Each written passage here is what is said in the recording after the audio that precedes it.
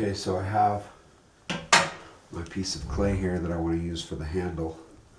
And before I bend it or anything like that, I'm going to go ahead and paint some water on both sides of the handle. Just to kind of bring the plasticity back so that when I go to bend it, hopefully it will not have many cracks. It'll be able to do what I want it to do as far as creating the arc for the handle. So just kind of put some water into it with the brush. Might do it one more time because the canvas likes to suck water out of the clay too that's on my board here. So okay, did that a little bit. Now I am going to cut it because it's too thick, and I want to cut off that kind of rough edge that we were seeing on the one side, and I want to taper it. So I'm going to make kind of a mark here and a mark here, and then I'm going to connect those lines, those dots if you will, using a straight edge and my fettling knife, and just cut along the edge there using a level there for my straight edge. Here's the piece that I just removed, and then here is kind of the tapering handle now, kind of thicker at the top, thinner at the bottom. I certainly won't need all of this, but the next kind of thing that we need to do is we need to cut it at a 45-degree angle. So I usually like to bring the knife to me, and I'm holding it at a 45-degree angle, and I just cut off a little wedge shape, and then there is the 45-degree angle for the handle. So before I put the handle on, I'm going to pinch the edges on both sides, and I'm kind of more right-handed, but I really do like to force myself to use both hands as much as possible. I am actually fortunate. I'm pretty ambidextrous, meaning that I'm pretty confident and capable writing and sculpting and doing things with both hands. I've been blessed with that opportunity, that gift, if you will. So I just kind of pinch the edges. Now I'm kind of dragging my fingers along the side here, just trying to make that handle edge be a lot smoother, knocking off the sharp edge from the cut. And then I flip it and I do the opposite side, making sure that both sides of the handle are going to be smooth, devoid of any blemishes that I don't want. Okay, so that's going to be a little bit more ergonomic as far as handling it. Okay, so from doing that, I can see that I want to cut off a little bit more and cut another 45-degree angle. And then here's the neat thing about this. So I like to put my slip in this little to-go container that I got. It keeps my slip nice and hydrated. Get my toothbrush wet first and then put it into the slip. And then here I am slipping where I'm going to put it. And now I have to decide where do I want to put it such that you can see that the design on the outside. So I'm going to choose to put it like right about here. And then here's the thing. So you put the 45-degree angle down, and then you make it arc back the opposite way from that 45-degree angle, and then you get this beautiful arc for your handle. And I just love that. So I've got the arc that I want. Did kind of make a few cracks show up by doing that, torquing it and creating that disruption, if you will. Okay, so now I'm adding a little bit more slip to it, and then when I put the handle on, I like to hang it off the edge here and then kind of decide where I want it. I'm going to do it a little bit lower because I want it to not be over the top of the mug here. And I do have my hand on the inside for counter pressure, and I'm kind of pushing and smearing, kind of making sure that that handle is attached. And then here's what I was worried about, kind of having the handle possibly be above the cup here. So now I'm kind of bending it, and I'm looking at it from the side here to make sure that it's vertical. And I want to make sure that I'm happy with the number of fingers that are going into it. So maybe a little bit smaller. Pretty happy with that. Remember, clay does shrink. So here at the bottom, I'm just going to, I'm going to make this one round. So I'm kind of eyeballing it. And that also made a little mark in the clay as to where I'm putting it. So right about there.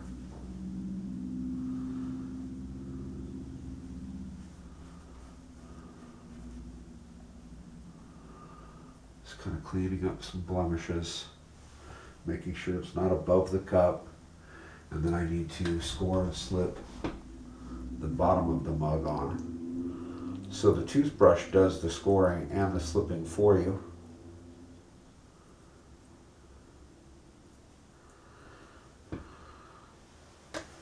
Checking to make sure that it's vertical again. And then I'm going to put my wood modeling tool on the inside to counter pressure as I'm pushing the bottom of the handle onto the mug, making sure to not collapse the wall, but pushing hard enough that a lot of the slip that was between the two pieces is kind of being squeezed out. Okay. And then with a little piece of this clay that we cut off the handle originally, I like to kind of fill this gap that's right there. So I kind of knock off the corners of that piece that we cut, and then I turn it into a coil. I'm just rolling it between my fingers on the board here, and now I have a nice thin coil. I do like to get that wet just so that it kind of rehydrates. Again, the canvas is taking water out of the clay as you're rolling it on the canvas, which then makes it kind of hard to work with. And then I do want to put some slip on the coil. And then I like to put it both here, pressing the air out between the clay and like what I'm adding.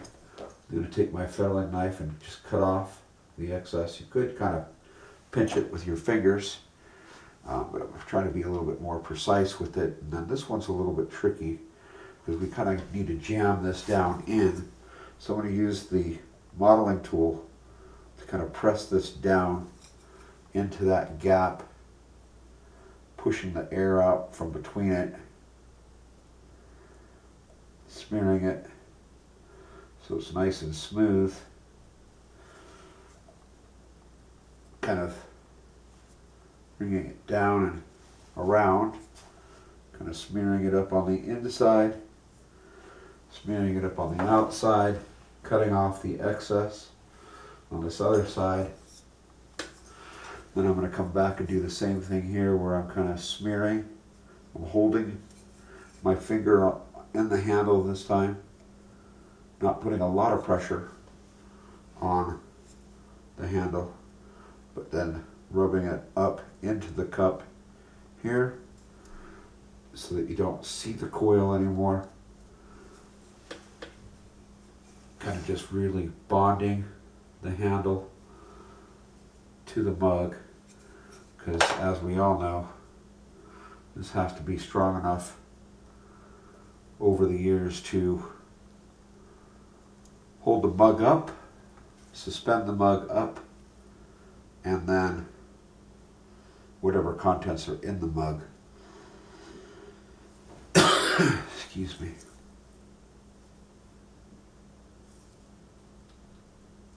So now I'm just kind of using my fingers to kind of clean up some of the blemishes and backfill a little bit. I kind of keep looking at the shape of the mug at the top here, and I kind of keep fixing that. Okay, now I'm just coming back and rubbing the handle, smoothing it on the inside, getting rid of some of the excess clay that was on there.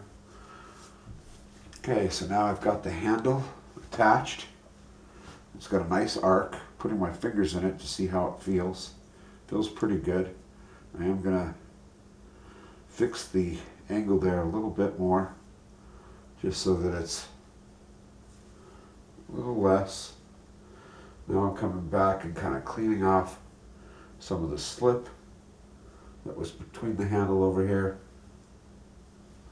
And then, as always, I will take my brush and fine tune with some water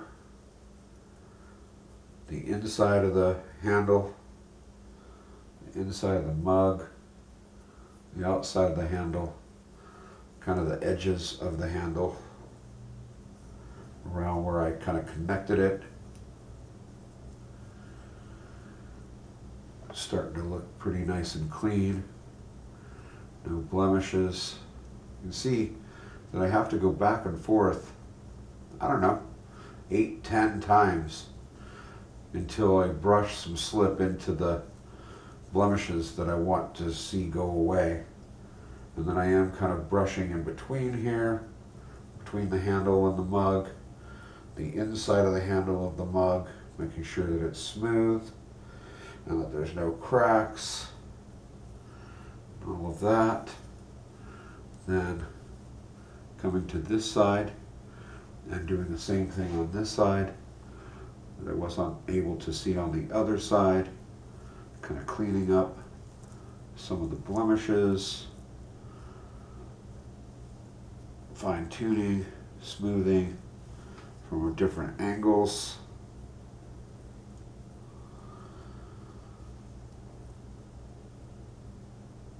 Getting rid of some of the, so the slip kind of leaves a little brush marks if you're not careful.